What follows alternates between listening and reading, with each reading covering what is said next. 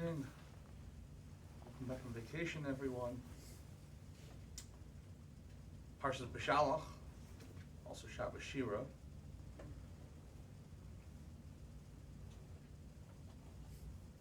Near the end of the parsha,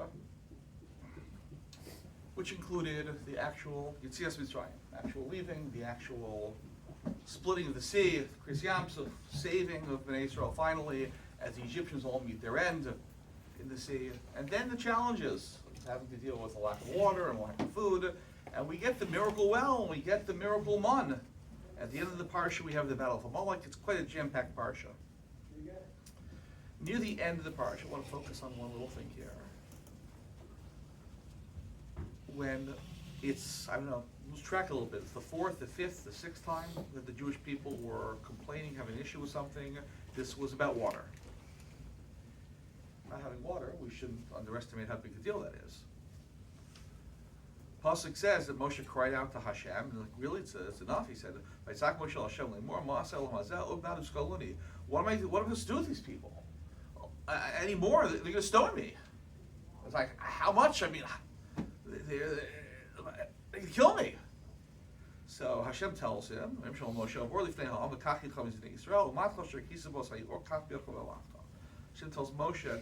go in front of the people, take from the elders of Israel, and take the staff that struck the Or, the Nile, take it in your hands and go, and then you're going to go strike the rock and bring water out from it, and you're going to support them with water. So much to talk about here. First of all, the striking of the rock. It's quite famous. Moshe's chet, the sin that eventually condemns him to not be able to go into Eretz Yisrael, is the striking of the rock, the waters of Meribah. So many people know that episode. Not as many are aware of the fact that it wasn't out of the blue that Moshe took the staff to strike the rock. That's what he did initially. Initially, in this parsha, that's how the water comes out, by striking the rock. But in Parshas Chukas, Hashem said, "Speak to the rock." Okay, that was Moshe's mistake. A lot of discussion. There's a lot of discussion also. The Midrashim speak about that. He emphasized the staff, the same staff that was used to go ahead and strike and do makos and punishments, is now going to go ahead and bring water. But I want to focus on one other Midrash that Rashi quotes, which is the first part. Hashem says, "Go walk in front of the people. Go in front of them." What's this? Avor lifnei ha'am. Go in front of the people. So Rashi cites the Medrash. What did you say, Moshe? What did you say about my people? You say a little more, they're going to stone me? Go walk in front of them, take the staff to strike the rock, and go see if any one of them throws one stone at you. Don't speak that way about my people. Moshe. Not the only time in the Torah that Hashem gave Moshe a Musar and rebuke, and other prophets as well followed in his footsteps. Prophets sometimes have to give Bnei Israel Musar, have to say strong words, and sometimes they get strong words for how they spoke about the Jewish people. Don't be too harsh with my people.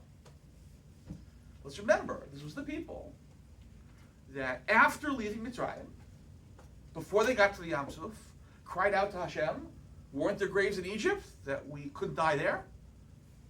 That after Hashem crossed the sea and they saw the Yad Hashem, 3 days later, cry for water. Then they complain for food. Then when the man comes down, group after group doesn't follow Hashem's mitzvos about the man. Hashem says, don't go out to collect on Shabbos. People go out. Don't leave over. People leave over. They complain for water again. These are the people that Hashem says, Moshe, don't speak so harshly about them. Hashem never gives up on the Jewish people. We can make mistakes, we can sin, and sin again, and we'll get rebuked. There'll be consequences. But Hashem never gives up on us. Hashem tells Moshe, our greatest leader ever, don't be so harsh with them. Don't overly judge them. At the same time, the end of the parsha speaks about Amalek coming. There's a lot of discussion. The Midrash, very, very important ideas expressed about how Amalek was able to strike us, why we were weak, how we were weak.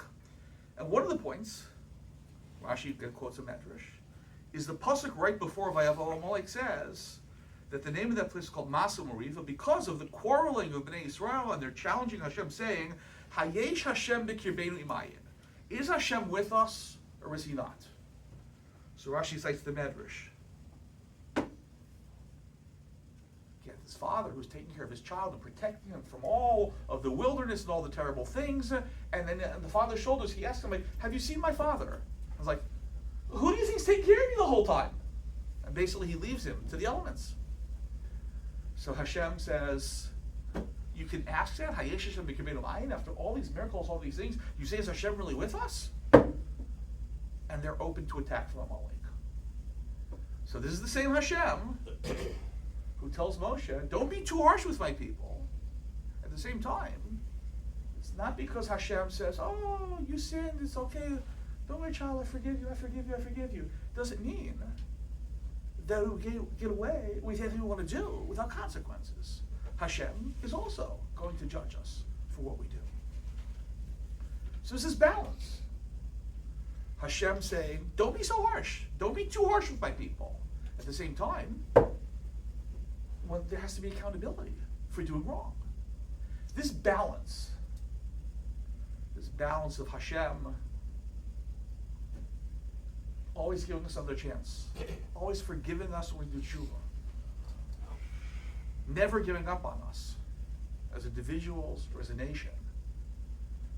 And on the other hand, as the Gemara says, we should never say, oh, Hashem is this heavenly Zaidi. He lets everything go, excuses anything. We never have to worry about getting in trouble with him. Chazal say strong words. Whoever says Hashem is a vatron, he's mavater, he gives in, you can do whatever you want. Yeah, his life is not going to be worth a whole lot. That balance in how Hashem judges us for what we do and what we don't do, and there's accountability, at the same time always giving us another chance. That's the balance that we find in our lives we need to do with ourselves. The same way Hashem looks at us, we have to use both of those measures as well in looking at ourselves. And I think all of us will recognize that there are people in the world who are way too hard on themselves. Always beating themselves up. I'm not good enough. I didn't do enough. I could be doing better. And constantly, like, they're always negative about themselves, and they get depressed and down. And then you have the other people, it's like, I can do no wrong. I am God's gift to humanity. And they excuse everything they do and give themselves a pass all the time. And by the way, when it comes to parenting, this is a huge thing. There's a lot of messed up parenting in the world. And a lot of the messed up parenting is from people who either never tell their children no or never tell those children yes. It's going to be balance. You can't always be beating up on your child and you giving them mussar and rebuke and telling them they're not good and that they're not doing right. At the same time, you can't be, everything's fine, that they can do no wrong in your eyes. That balance. Not being too hard on ourselves, but not being too soft on ourselves. It's a tough balance. How do you know? How do you know whether to be hard on yourself or whether to go ahead and give yourself a break? Not an easy calculation. Hashem obviously knows the calculation, and Hashem also did give us the ability that we can figure it out, that we have the capacity to recognize the difference between when I know I did wrong, I know this is not the time for me to be soft on myself, and the time when I'm really working hard, I'm really trying, I'm really doing my best. And the fact that I didn't accomplish everything I wanted to go ahead and beat myself up over it is being too hard on myself. And I would say simply that a good rule of thumb is this. When you're trying to decide, am I pushing myself too hard or am I being too easy on myself? I have to look and see what's the result of my thinking. What am I going to do? If the result of being hard on myself is I get so depressed and go down that I don't daven, and I don't learn, I don't do mitzvahs because I think I'm a nothing l'shmata, then I've been too hard on myself because it's not productive. And if I'm saying, oh, I'm fine, I'm good, and because of that I'm fine, I'm good, and because of that I sleep in, and I don't daven, I don't learn, I don't do mitzvahs, and I say lashon hara, everybody speaks anyway, then being too soft on myself. The proof is in the pudding. The proof is the results. When I go ahead and I speak inside myself and I say, how am I doing? What's it going to do? Is it going to motivate me to do better?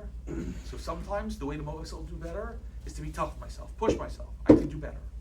And sometimes I need to give myself a pat on the back. I did really well. I feel good about what I did, and that's going to motivate me to do the same thing and better tomorrow. Then that's right. That's the balance, that ability to sometimes be tough with ourselves, sometimes be soft on ourselves, the same way Hashem does, for the purpose of continually feeling good about ourselves to grow and become even better. Everyone have a chance.